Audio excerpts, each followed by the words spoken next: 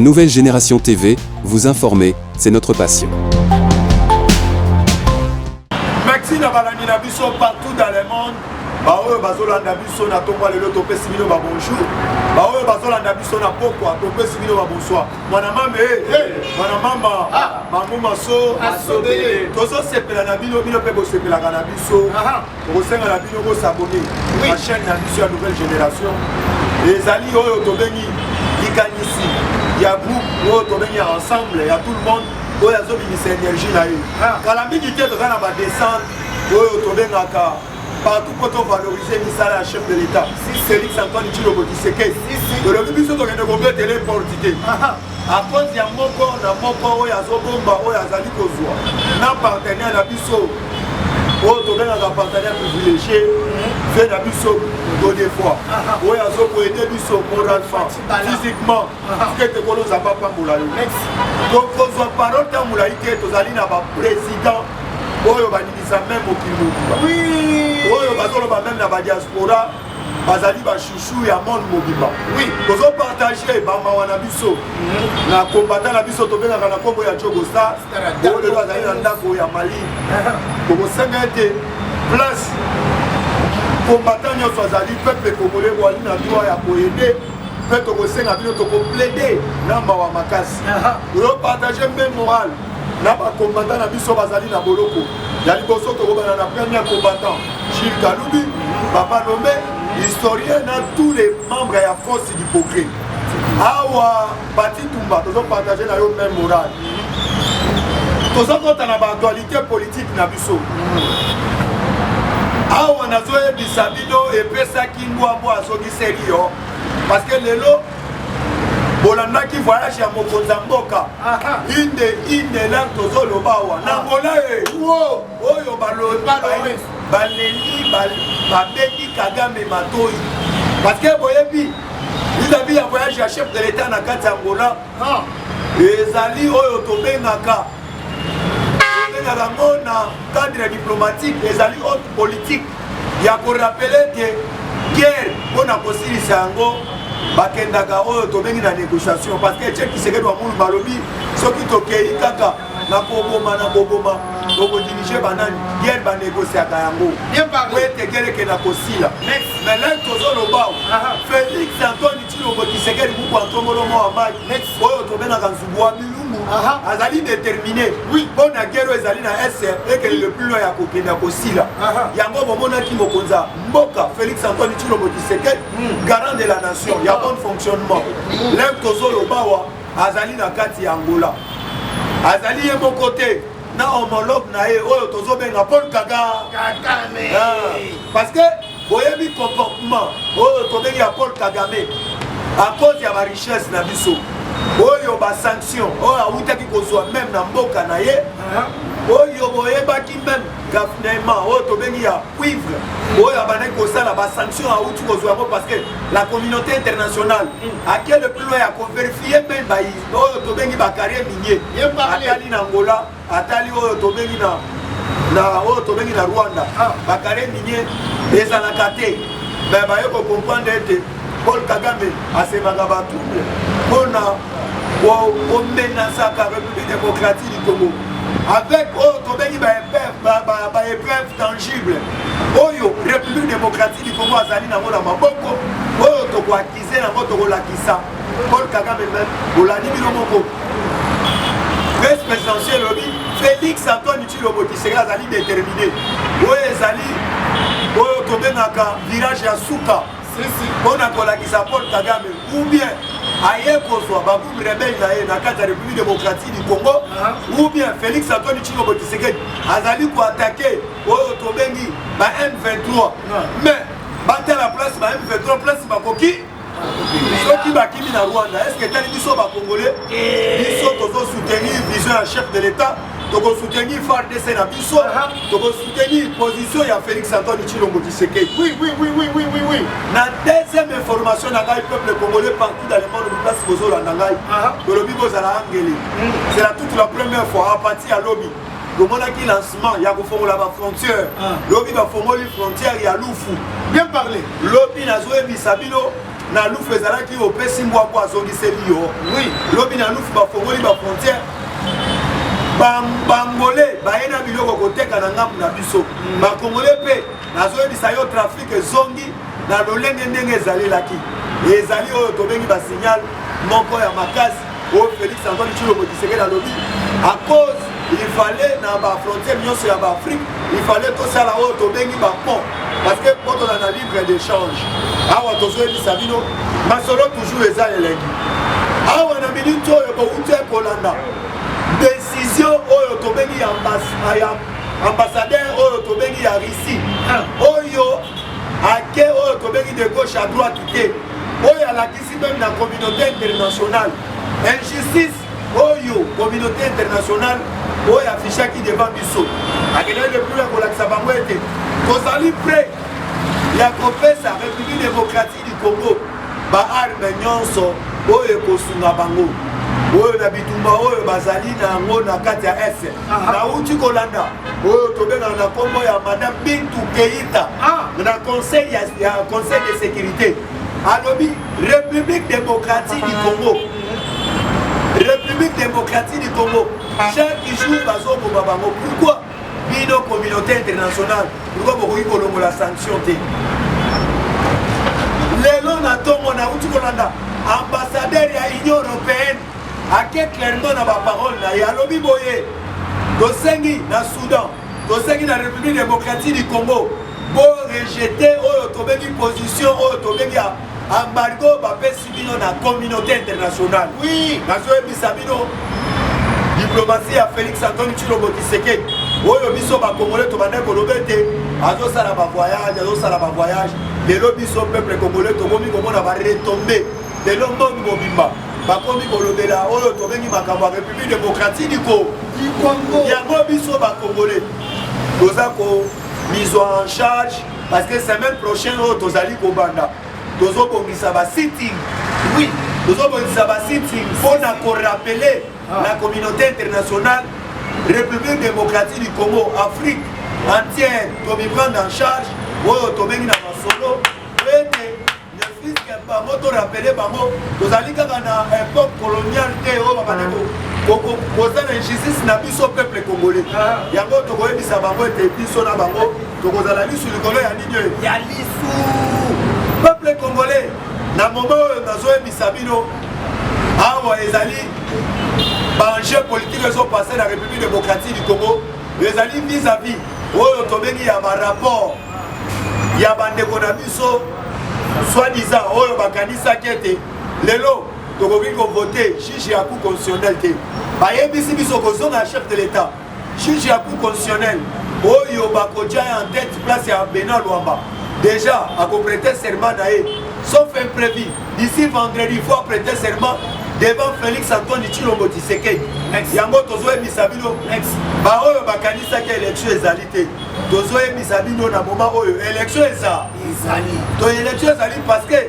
toyeba ete avant tokende na élection il fallait tokende na oyo tobengi baidentifie toyeba nani azali congolais nani azali morolo yango tokoyebisa bino peuple congolais biso yo tozala mobilize na nsima oyo tobengi ya Félix Antoine Tshilombo Tshisekedi parce que azali notre mentor azali oyo tobengi notre icône na kati ya mboka parce que la mère mende alobi clairement alobi tozolinga Félix Antoine Tshilombo Tshisekedi azala sénateur en vie parce que apesaka biso oyo tobengi conseil na mboka parce que lolenge azomemela mboka oyo lelo arevese politique ya Paul Kagame na face du monde yango nazoyebisa bino peuple congolais biso nyonso tosoutenir oyo tobengi gouvernement na biso tosoutenir gouvernement ya bawario parce que tomoni gouvernement oyo tobengi ya papa na biso Sama Lukonde ezali compromettre biso de bonnes choses ate tozomona même baizine ezosalema oyo tobengi ya bongolo oyo chef de l'état ake même na butu tokende koinogire mpo ya bongolo mpona kolakisa ete ye aye kotika batrace aye kotika oyo tobengi bilembo meti nakoki kozwa parole te ngulai te tozali na baorateur ebele nazopesa oyo tobengi président chinois to encourage président chinois na Lumbe Fati, toi. Allez, Fati, toi. Allez, Fati, toi. C'est bien les informations. Ok, mon maman, attention que ça slogan puisque le monde mobile bazolanda et koto ni sabangwande. Mon maman, mon maman, mambu maso belé. Voilà, tout le monde toujours pas tout là pas mon appel. Élevé. Cela veut dire qui vivra verra. Au tchèque momonia. Yango. Dossier Zaliawa, président Joao Lorenzo. Batinier en tant que médiateur. Puisque Bolandi Moukotomolo depuis le soir, Azalaki déjà na Angola. Alors vous devez comprendre que non. Première rencontre de Salamaki Lobby à palais présidentiel il y a Angola. Alors, rien n'est infiltré. Bisolo et Betania, ta président Joao Lorenzo, Namoukotomolo Fati Beton Mouamai. Rien n'est infiltré. Oui. Les noms n'est au là. Mais c'est Kagame. Aya, puisque na minute Kagame a mimoni azali en danger. Kagame bake pour recruter ma chaîne na kati ya Uganda, il faut que belle lande en désordre. Si koyo va proposer ma chaîne moyennant $500. Kagame si koyo baye kotala ete ma chaîne na ba ancien combattant va se retirer. Alobi ete ndenge ba matanga puisque na kati ya Rwanda na Uganda na zone Sabino le nombre de dés s'accumule du jour au jour. Oui. Puisque M23 Bazozo Moussala côté ya FARDC et loko ya maka Yamakasi. Aya en tout cas to bete na FARDC maboko. FARDC loko ya makasi. Merci na balandi na biso nyonso tu oyo balingi to soutenaka FARDC. To soutenaka FARDC par rapport à nini? Par rapport à que bazali kobunda po bameka kosilisa ba atrocité nyonso tu na este. Ezali moindre action te, ezali ba action yo il faut valoriser yango ande. Alors na yango Kagame na Museveni bazali ande Bagdad. Talana nous bake ba proposer ba chaîne moyenne $500. La chaîne batali balobi moyen to kende na front poto kufa lokola bampuku ezalité.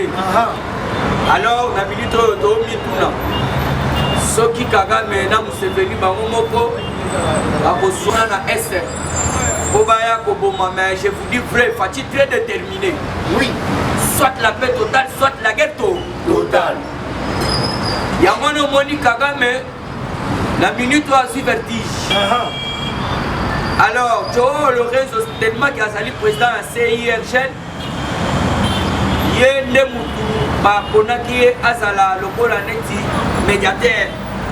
Alors, vous devez comprendre que non Moussala, président Joao Lorenzo Moussala, il faut tout le monde à Bamoumayango. Puisque le pays, Rotobengaka, Bazali na kati ya conférence internationale des régions des Grands Lacs, il faut pas à la Bomoko. Mais tu dois comprendre que Fati Beton mon amant est toujours très sage. Aïbisa qui déjà va dans Mboka. Dès que ça dit qu'il faut tout simana. Afrique tous à la Bomoko. Et d'ailleurs, moi Namaï, nous comptons molo les grands esprits. Abimisa qui même idée, il y a tout ça là Kabanzela. Tout ça dit là le côté qui gagne. Tout ça dit le lopon, le côté na Katia Uganda. Et ça dit dans des cas tout ça là na ba relation de bon voisinage. Dans ba pays na biso. Mais toi le côté là était bango bali biso te. Puisque Fati Beton le baka boy. Ndenge zawana ceux qui moninga zali agressé, il faut biso sur tout au côté là. Mais à se retrouver FDC attaqué par l'armée rwandaise Nassima ou soi-disant M23 Otoyebi très bien que non Bali par Rwandais, armée rwandaise. Il y en a de preuves et de preuves ça qui vit du jour au jour. Si Koyo Toye comme on a été Angola silence radio Rwanda écoute n'a parlé même pas écoute Alingande Bitumbeza la peau pas fait bénir à son cabinet.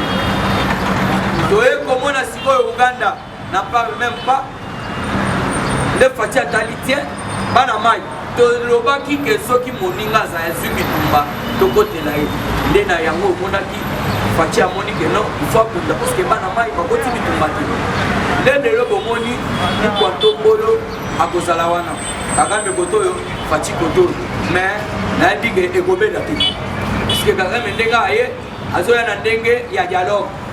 Oui, on ne dialogue pas avec le M23. Il y a un homme même côté à F-Soso, silence radio. Moïse Katoumi, silence radio. Martin Foye Lukutu, silence radio. Merci, ne parlez. Baza Kolobate, les seuls Fati Béton, les frères autochtones, à Télémi, Azali Kokunda, Nabatoyo, Nabarrebel Oyo, régime wana ya régime passé bakotisa puisque c'est lui qui dit M23 dit Otobengi et donc RCD Goma. RCD Goma égale à M23, M23 égale à FDLR, FDLR est égal à F-Soso, F-Soso est égal à PPT. Pour bangonde batu bakotisa batu wana barwande. Comment nous pouvons être infiltrés jusqu'au sommet de l'État? Fati coup de chance, il y a mon tombolo moi aye ko découvrir que nous sommes infiltrés. Il faut la bande ko catalyser ça on a infiltration des hommes. Tomola bande ko mama bananyo yo ba Janine Mapunda. Et d'ailleurs Museveni na kaka nous doit comprendre que non, les arabes bango te fo ba eba. James Kabarebe akenda wa. Laurent Koundé Batware akenda wa. Donc n'importe oh non surtout pour ça la est et pour ça la non événement.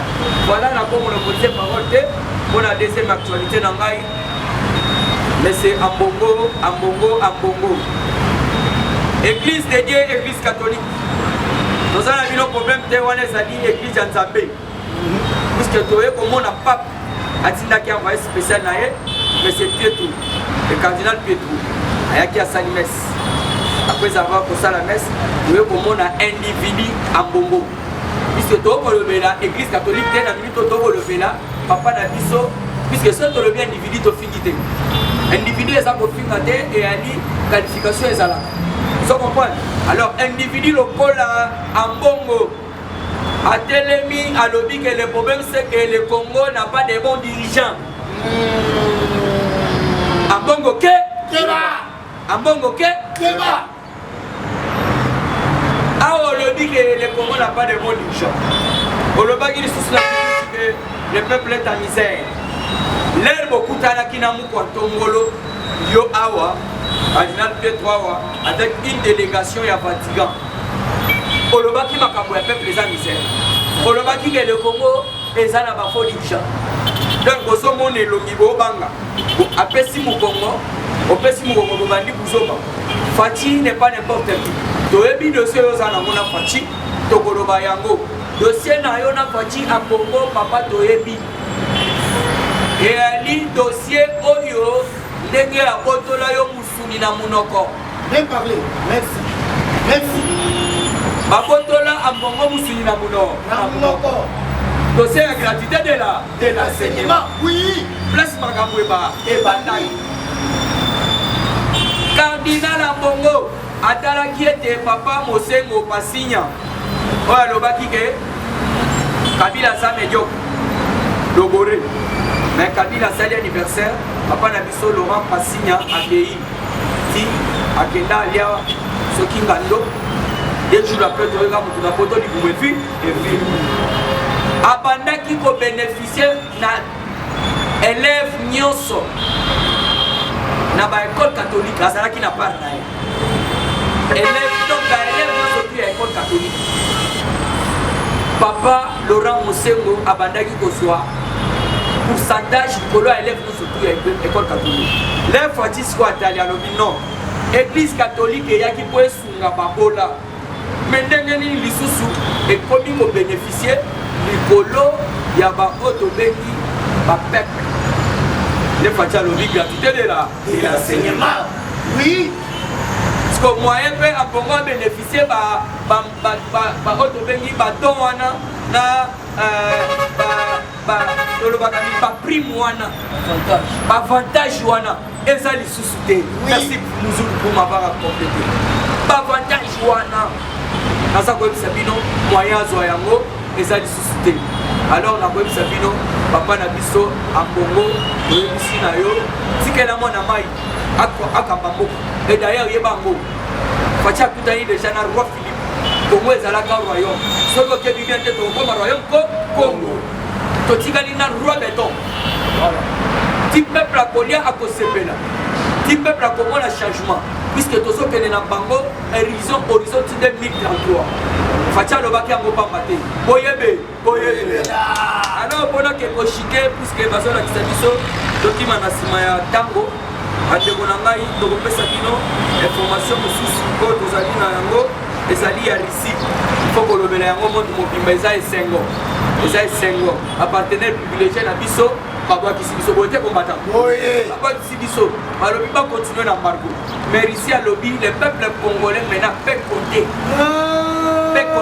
donc si la Russie pour la matériel nous surtout ya armée ezala ya la police bakozwa yango en désordre sikoyo bato ya ndeko wana omoni aye asengi biso kobani topesa ye zwa yango ande biso toyebi soko ozwi yango biso mpe tokozwa manduki ande en désordre po tobundisa ba M23 oyo tobundisa armée rwandaise oyo Russie alakisi motema malamu medaye nga na sepeli makasi merci na oyo azali chargé ya suivi ya corps 4 mais c'est Claude Balan bakutanaki na oyo azali chargé ya baaffaire na ambassade na biso ya Russie lere basololi nde bacompris balobi oui peuple congolais maintenant ayebaka Russie aza kopesa bango manduki na ndenge nyonso po bameka koéradike baatrocité eza na est. Alors mpona monopolise parole te nazokisi maloba mwana mame yaya kuna bazodeklare ete plateau ezala mouvement mwana mama mamu maso bele makili tozopesa na fumuzulu litamikiki ya bambuta apesa biso actualité toenvisage fumuzulu lumbe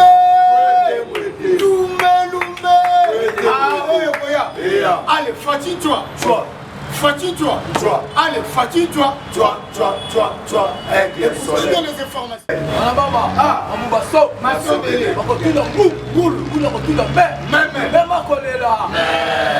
On toujours les sarabino, même ça déjà vous avez même mon bazar. Azate, tout candidico. Il y a un moniteur qui fait ça qui est non.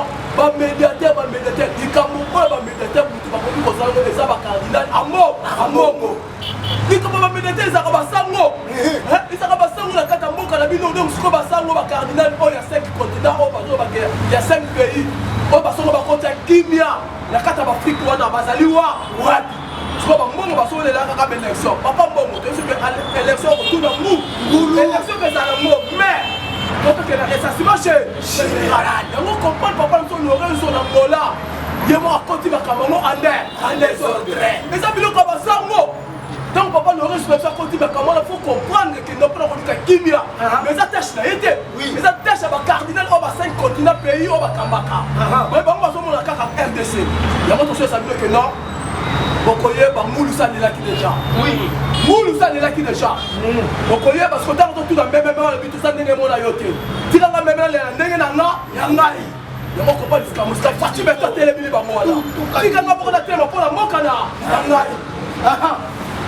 Beta fumuzu maboko makasi fumuzu maboko makasi. Tu comprends? On comprend que le ça va. Ya moko pas que ça va partenaire privilégié. La biso yango moi bayebaka ndeko na yo na ntango ya pasi est-ce que na motu nyonso tozaki risi risi kudu te tozaki bapartenaire privilégié numéro 1 oyo tobaki na ntango ya pasi bako kosunga biso anderson etala bapartenaire privilégié numéro 1 bapesi biso mokongo bato tozaki na biso karte bango nde bakosunga biso na ntango ya pasi bato wana ntango tokoma malamu na kata mboka tokosunga bango bala botika moko atombola moko bafanti beton asala likambo ndenge ye moko abili kosala mpona mboka na ye yango comprendre mokonzi ya mboka abi wi nandimi na ngai kimia mpe mpo mokonzi ya mboka afanti beton alingi biloko omwana eloko ozopesa bango mpasi tous les présidents ya afrique moko atombola fanti beton na système moko abouleverse basystème na bango ya génocide abouleverse basystème na bango ya bacoup d'état abouleverse système na bango ya crime contre l'humanité. Tous les pays africains, le président, baché wana bameno na kata ba pays africain mais mokonzi ya mboka ye abouleverse ba programme na bango là ese bakolinga mokotombo bakolinga ye te bakolinga ye te eza plus bango comprendre likambo ozosalama baprésident mosusu baza na nsima na yango comprendre fati bendo bina kobunda mpona mboka nanga jusqu'à dernier énergie Merci.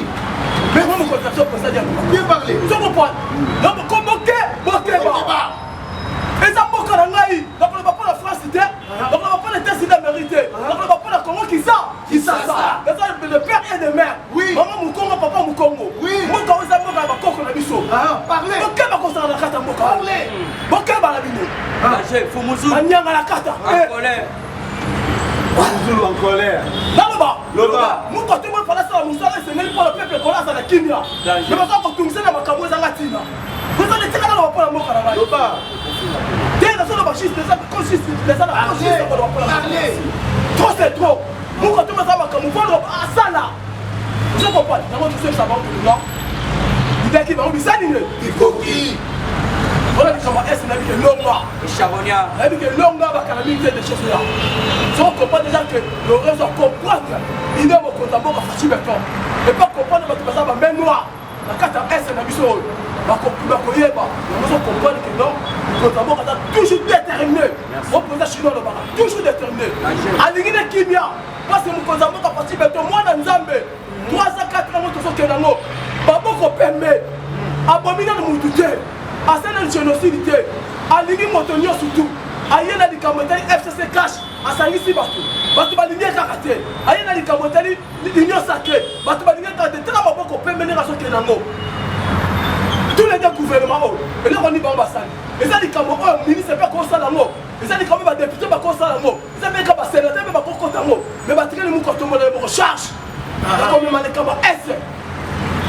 Quand on va le battre, il va le battre, papa pour la mboka na biso. Net. Tobi c'est trop. Voilà que quand on a la deuxième formation là. Merci à mon papa Molo. La charge nous soit su avec le ministre des Finances. Papa Nicolas Kassa dit vraiment, je suis dans le plus de chapeau. Parce que vraiment les gens vont casse qui vont ça là. Là il économie. Le bâtiment même il faut aller comme social. Dans la biso de Zaba Lobeli. La mort quand on se leva, nous quand on va faire ça la mort à des autres. On y a qui a pensé à ma bête comme économie comme social. Le communicateur va le battre comme l'économie sociale. Et puis qu'on sent que l'école est comme salaire. Et puis qu'on y a à battre. La 6 mois, il y a un compagnie de Congo, le président Kassa dit que donc, le président chinois dit que nous avons le royaume du Congo. Départ à nouveau Congo et Rwanda. Royaume du Congo, nouveau départ, il y a Congo et Rwanda. Congo et Sika. La Congo, c'est du Yassi. Il y a Sika. C'était la Loufkuna. Bangola va s'appeler. Oh, il y a Côte d'Ivoire. Oh, il y a Bimou à Côte d'Ivoire. C'est monté. Et c'est là du nouveau départ, il y a Rwanda. Royaume du Congo, va calamité. Donc, comment le nouveau Congo de Badakata, Congo qui ça. On comprend tout le fait que ce soit la bataille de l'État. Il y a un social et économique. Quand on a dit qu'on a beaucoup de dans ma chef du ma village, même dans ma province, par-ci par-là, il y a un caméra qui se débattre à pendant 6 mois. Au Koyo, Kassikolo, tu vas comprendre que non, parce que toi, tu as un motif d'amis à solo. Il y a solo. Ah, Minga Koloba. Merci. Bon encourager pour ça va beaucoup. Bon encourager. Merci na balandi na biso. Awa boko yambaba actualité na ba actualité. Boko fiba na ko fiba. Awa tozo pesa. Abena na président Olivier. Na pesa ka bena le président Olivier. Ouais, Olivier Loyembo. Et wana boyo kana ba actualité du jour. Merci. Lumbe. Ah, oyo koya. Allez, fatigue-toi. Fatigue-toi. Allez, fatigue-toi. Toi. Écoutez bien les informations. Merci, président. Fatigue, Bandaye, Totoga. Ayolela, Fatigue, Bandaye, Totoga, Komo. Ayolela, Ayolela, Totoga, Komo. Ayolela, Ayolela.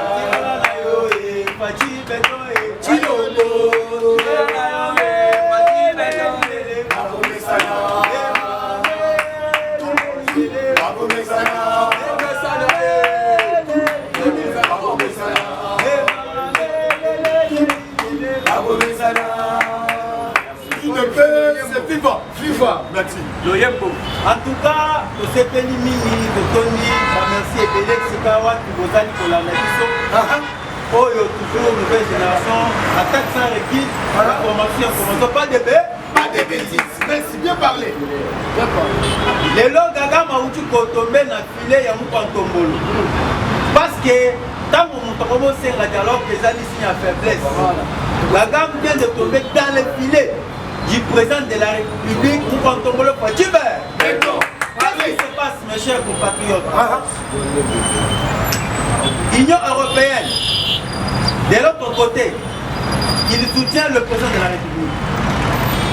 Conseil de sécurité, il y a d'autres membres, Bazali pour et Bazali contre.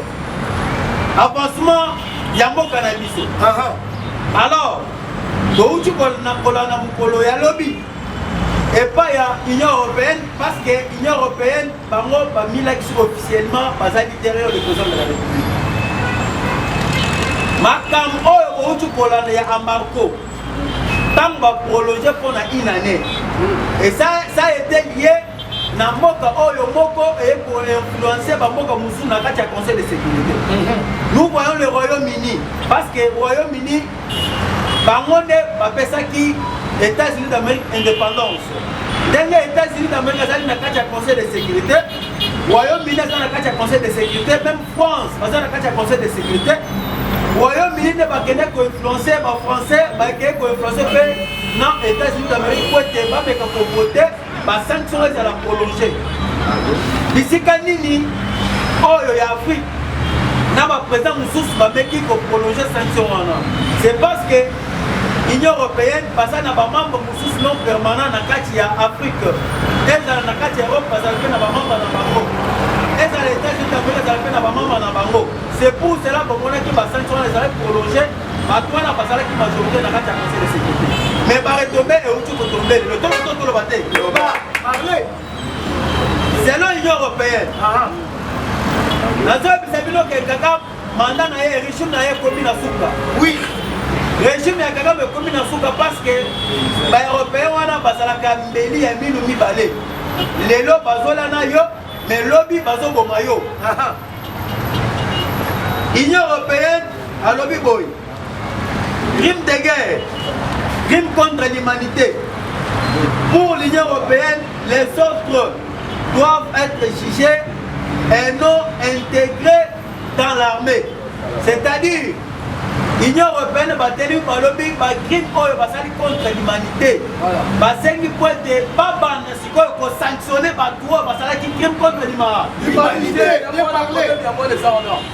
Cela veut dire et ça dit message fort. Oh il va payer ici mais c'est pas le cas. Oh il va payer na kati ya pays.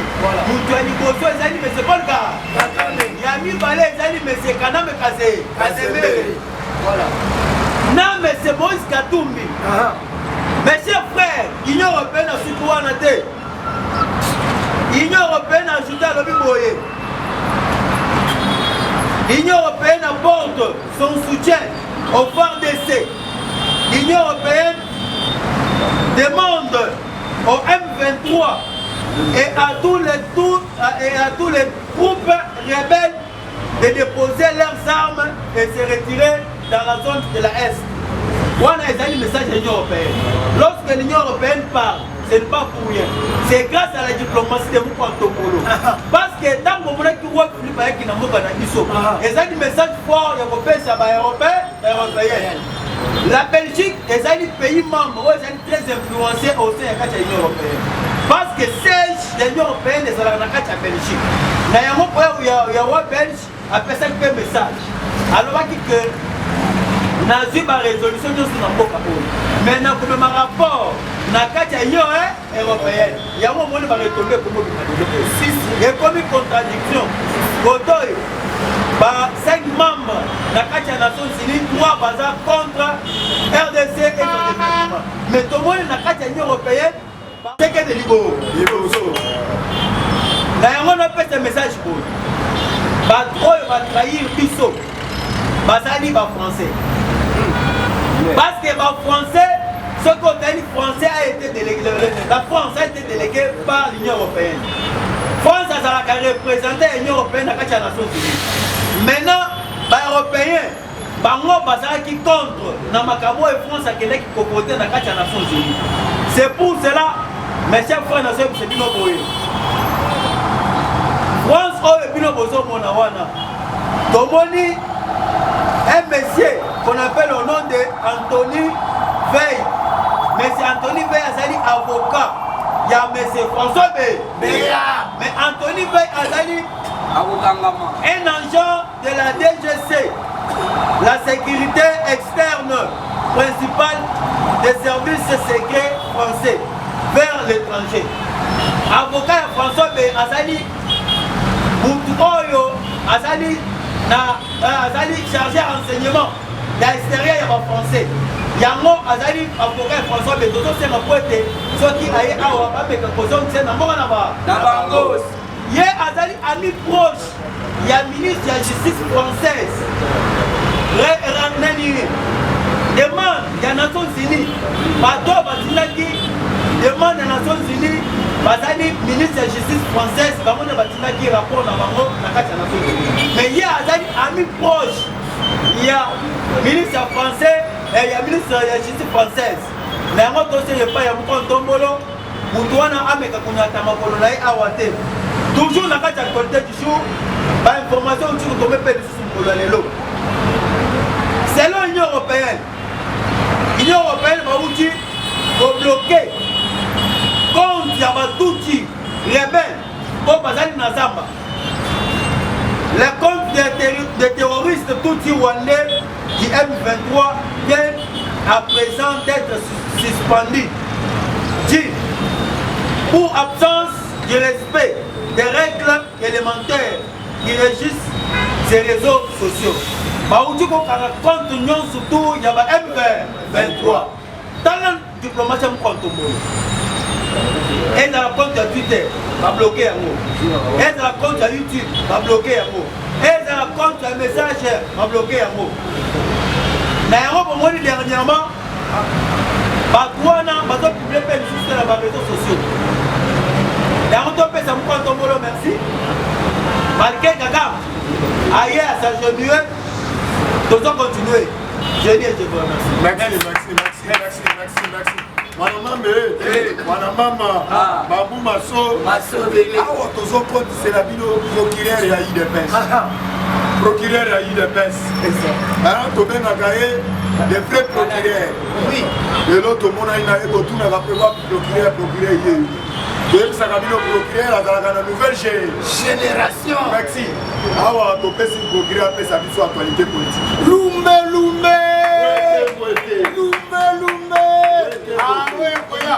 Allez, fatigue-toi. Allez, fatigue-toi. Donne les informations. Merci beaucoup Nabalani. Na biso penso beaucoup la nature de partout dans le monde entier. J'ai vu que va publier dans la circuit pour voir encore et au monde biso lelo. Dit la santé mais nous sommes là au service du parti, nous sommes là au service de la nation, nous sommes là pour défendre et puis soutenir notre président de la République au nom de son excellence Félix Tshisekedi Tshilombo. Alors vous devriez savoir que l'actualité reste dominante par rapport à l'insécurité à l'est du pays. Oh lelo, nous sommes victimes d'insécurité totale laissée par la Kabylie. Parce que vous voyez, aujourd'hui, quand nous sommes arrivés au pouvoir, nous sommes tombés dans le condition de l'unité quand la Kabylie était au pouvoir. Vous voyez, 18 ans au pouvoir. Ils n'ont jamais réussi à finir avec l'insécurité à l'est du pays. Et surtout que Kabila lui-même a été militaire, mais incapable. Aujourd'hui, nous avons un président au hasard civil, mais qui a démontré noir sur blanc. Il continue de mouiller son maillot en son qualité de commandant suprême à force, même la police nationale, par service de sécurité, pour en finir avec l'insécurité à l'est du pays. Alors, mes très chers compatriotes, vous devriez savoir, parce qu'au moment où nous sommes en train de parler, Joseph Kabila séjourne toujours à Lubumbashi. Il y a eu d'autres vidéos et circulé lobby. Autrement, Joseph Kabila allait visiter orphelin Nakati a site à l'église catholique. Mais ce qui est sûr, c'est une insulte contre les Congolais. Parce que dans ces pays, on a tué des prêtres Dans ces pays, on a tiré déjà devant les églises catholiques. À l'époque, Cardinal Ambongo était où pour parler. Aujourd'hui, vous avez vu le médiocre Cardinal Ambongo qui est devenu cardinal par un accident de parcours. Parce que c'était la place à Outembi. C'est de placer pour aller en Italie témoigner du bien pour qu'on puisse créer Cardinal Ambongo comme étant un cardinal. Là-bas, dans l'église catholique, vous devriez savoir, on crée un cardinal.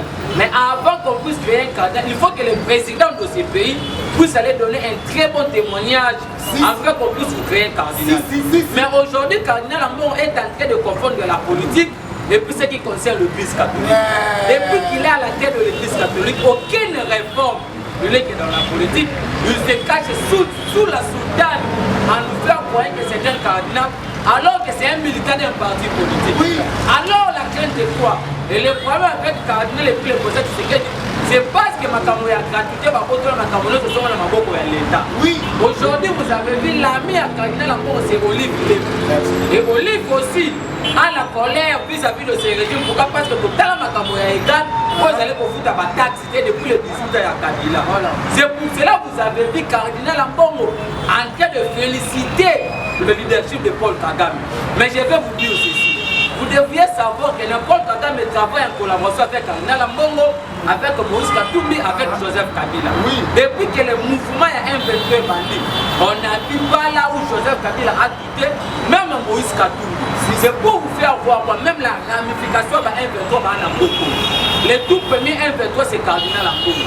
Aujourd'hui, il est en train de saluer le leadership de Kagame. Voilà. En oubliant que Kagame c'est un agresseur, Kagame c'est un sanguinaire, Kagame nous a tués, Kagame exporte nos minéraux d'une manière illégale et puis illicite. Pendant 18 ans, on a créé de guerre. Aujourd'hui, Kagame a fait l'économie rwandaise en créant une sécurité totale dans la partie de l'Est. Mais vous voyez un cardinal de son État en train de féliciter le leadership de Paul Kagame. Mais je vais vous donner une information.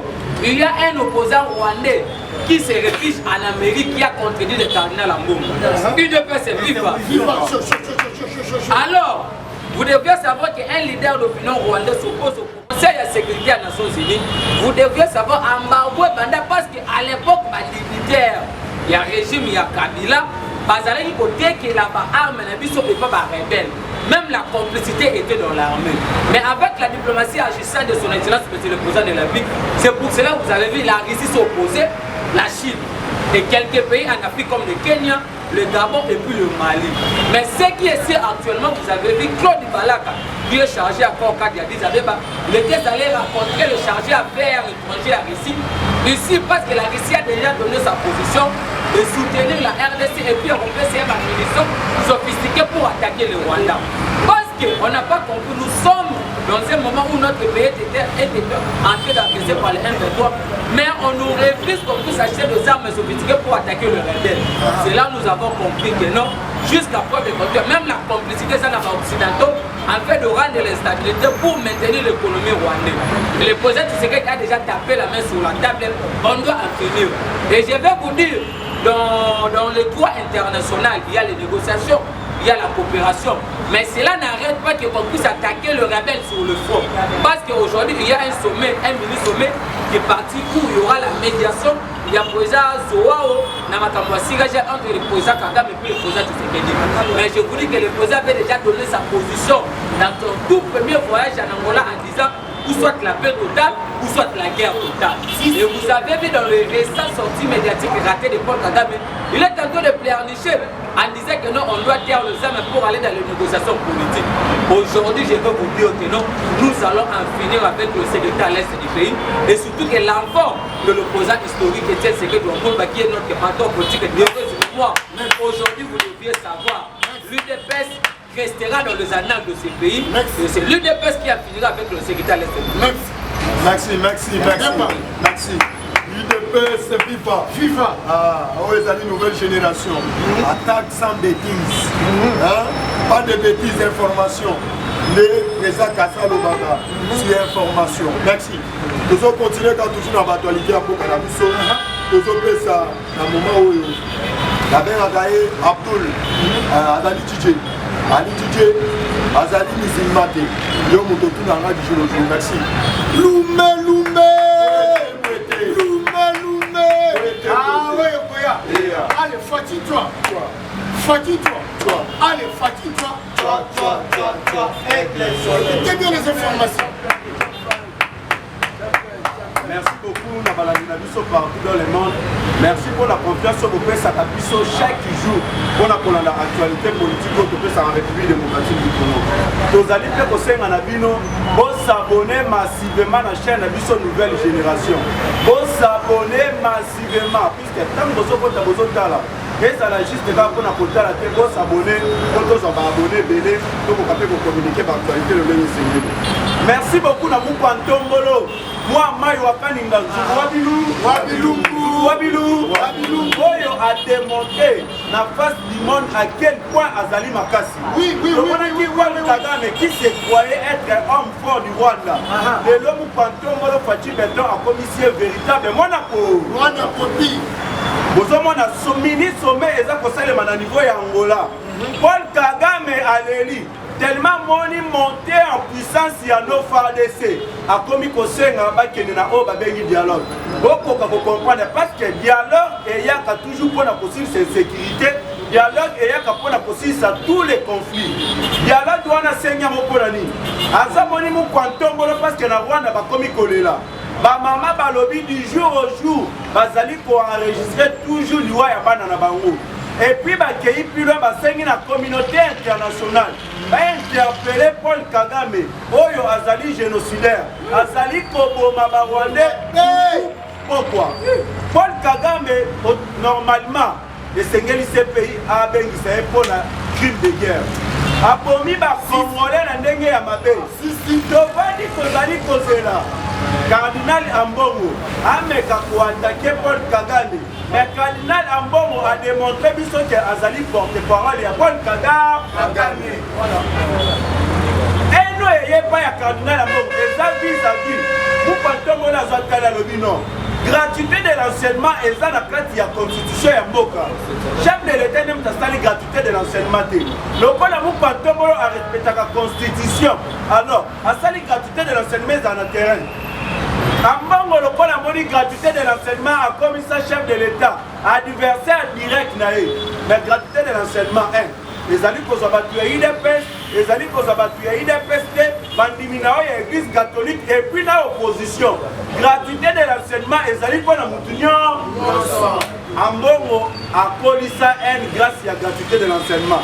Le col a bango basala système ya caricature. Oyo na mutu ya mwana moko ambongo azwaka $100. Oyo permetaka ye chaque fin du mois azala na $100,000. Lelo gatani ya Cardinal Ambongo azotambola partout pour le social les amabe. Tango mukontombola bengaka yo, apesaka yo jeep. Wana social à peuple congolais zalaka malamu. Est-ce que yebisaka na chef de l'État qui a la pose jeep wana te, mais plutôt bongisa social à peuple congolais. Oloba ya moté ozwa jeep. Kobima na yo olansa même avec Toloba boy. Félix a prometté yo jeep après yo jeep. Mais régime et l'État qui va promettre kayo ba pesa kayo te. To monaka Némi Moulin ayaki après sa yo jeep. Est-ce que na tango wana social à peuple congolais zalaki malamu? Est-ce que tu as dit pour participer à la société du peuple congolais? Et l'autre côté, tout le monde a cholé. A Tchabiso Singana Kingo, Koloba Babiloko et Zaya Lukuta. Mais depuis Azadji n'est pas chef de l'État. Silence là. Tu comprends l'église catholique, Babunda Kapona a intérêt dans Bango. Les locks en Bongo, à comment pour travailler dans Hippolyte Kaname Kazemere. A Kenda plus loin à Koloba na Olive Lembe. Lobana Mobali na yo, na ko soutenir yo na ye. Mais to komi tuna. Est-ce que Eza Bangote, ne baboma aussi mouké? Est-ce que Eza Bangote ne baboma Thérèse Kapangala? Est-ce que Eza Bangote ne mtubazi basala massacre de Boulou ya Congo? Fausse commis de Maluku. Bato babeka ba médiocre. Les lobino yo wana bokomi ba partenaire direct na bango. Maintenant on se pose la question. L'église catholique Eza pona Nzambe ou bien ekomi politique? Plutôt l'église catholique bazaba innocent, et ça plutôt la individu tout ça problème ambo. Tolanda qui est un pasteur rwandais à l'état qui a l'obaki. Paul Kagame azali koboma ba congolais pour la richesse na bango. Paul Kagame azali koboma ba congolais pour la eteni ya mabele na bango. Alors par surprise de Kamwisi biso, ambongo yena tourne ya koloba. nazali kofélicité leadership ya Paul Kagame pour le développement ya Rwanda, mais tokoki komituna Rwanda s'est développé na makila ya peuple congolais to makila peuple congolais na ba minerai ya makila to na ba minerai ya makila te na kimoyibi te, mais siko tango zo félicité Paul Kagame c'est que vous allez féliciter na boma ba congolais yango tolobi na mbongo ke yango tozo senga na mukwantomolo Fachi Beton retirer signature na yo parce que Ambongo ne mérite pas d'être un cardinal. Ambongo lokola sultan lata o babengi veste commissaire to beta ba arme non convention bona Fachi Beton tombola loboko lobanga ba Mukwantomolo aye kokuta bitumba sur tous les plans. Ba église ya Congo ya kokufa, ba école ya kobeba, ba politicien ba koma bazoba, ba grand professeur ba koma bazoba. Et là posé démontrer biso yango eza parti même ya maloba ya mbongo. Toza awa ba pasteur ba zebele. Mais mukolo moko te na sina moni à part Kabulwalesa. Yene mutazo la kisa qui soutient au FARDC. Mais les restes de bas pasteurs, baso coupera toujours mabonza, baso coupera toujours ma biloko mama to éviter. Au lieu de telema, boti kamboka na maboko ya Nzambe. Au lieu de telema par des déclarations, bon ba boza ko soutenir FARDC, boza ko soutenir même na le commandant suprême. Mais ba pasteur bozo coupera mabonza. Mais boye ba soki guerrier awa. Déjà mona bazu ba beti masa solo bi ona de Jésus ko ina mabele. Tango zo fongola munoko ona de Jésus ko kota ona munoko kufande. Alors Congolais nyoso aza censé à côté les mapona ko mundela mboka na ye. Tala na no ba espoir o nzamba za ko sala na mboka na biso. Tozali attaqué par les Rwandais. Ba pesi biso embargo. Autre so maminuki te. Na minute oyo tokomi na bastoki ya manduki ebe. Nyonso wana tozia mwana maboko ya ba M23 oyo bango bakutu bapesaka. Risa za telemi alobi non tokoki jamais kondima injustice ya boye. Risa komi prêt ya kopesa République démocratique du Congo manduki ba défendre mabele na bango. Vous comprendre communauté internationale baza banduki. Union européenne baza batumabe.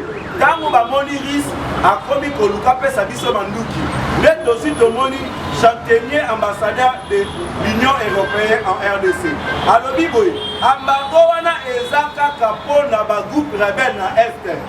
Le gouvernement congolais peut acheter et importer les armes qu'il souhaite. Basi ba changer maluba parce que babangi ris. Mais tant que que embargo wana ezaka kapo na ba rebelle. C'est que bino ne ba ko pesa ba rebelle wana mandoki. Vérité ya wana parce que tu as dit embargo et ya que pas bateau bazo pesa ba rebelle manduki. Embargo o biso tozwaka ezalaka na tangu ya Hippolyte Kanambe Kazembere. To monaka trafic e kota quand même tina armée na biso. Bazo zo manduki bazo somba ba ko pesa na ba rebelle. Ezana tangu wana nde tozwaki embargo. Tangu chef de l'état sur pouvoir ba action wana sale makalisusu te. Alors pourquoi bo memeli biso embargo wana? Normalement Rwanda sengeli azwa embargo. Azwa kamanduki apesa kana ba M23. Uganda sengeli azwa embargo. Azwa kamanduki apesa kana ba ADF. Mais bango batikala jamais kozwa ba embargo. Donc comprenez que exagé la communauté nationale. Aussi de comprendre les âgés ya ba occidentaux na ba multinationaux. Loko ba moni Mukwantombolo aza président des pères et des mères. Alobi ba minerai ya mboka Congo e kobima lisusu na kimoyibi. Bobete la Fachi Beton. Merci. Toza ko féliciter décision ya Jantini Ngobila lobi boye. Ba étranger nyonso, ba expatrié nyonso. Normalement il faut bazo carte na bango. Tokoki kondimate na mboka, tokona ba étranger ba komindenge mona ba congolais.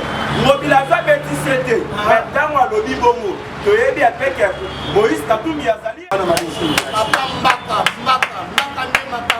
Tozali même qu'on féliciter la police soudanaise. La police soudanaise a réussi à démanteler un réseau de ravitaillement des ADF opérant à RDC en armes et munitions de guerre, souvent dissimulés dans un camion citerne en provenance de Kenya. Pour comprendre que toza na guerre moko ya makasi toyebi bacamion de citerne wana ememaka baessence bapétrole mais na kati na yango wana yoka mandoki ebele bamanduki wana babandaki komema yango bapesa yango na baadf yango tobeteli lisusu maboko na la police soudanaise tobetela bango maboko. Merci beaucoup na Mouka Tombolo de père et de mère. Congo eza ya ba Congolais. Chef de l'État lobby. Lokola ya kozala président na mboka oyo. Ata eteni ya mabele moko te kotika la koteka mande. Merci beaucoup na Fachi Beto na zongi seli na loba. Merci. Mon mama. Mamuma so. Bona lelo tosukiao. Tokosenga na bandeko nyonso bosabone na ba chaîne ya biso. Parce que ezali ba chaîne ya bana mboka. Oyo bakokomante parce que na moment oyo politique comme elle est. Lobi tokutana na même toko annoncer bino oyo tobeli ba annonce na biso mpona lelo tosukia. Merci.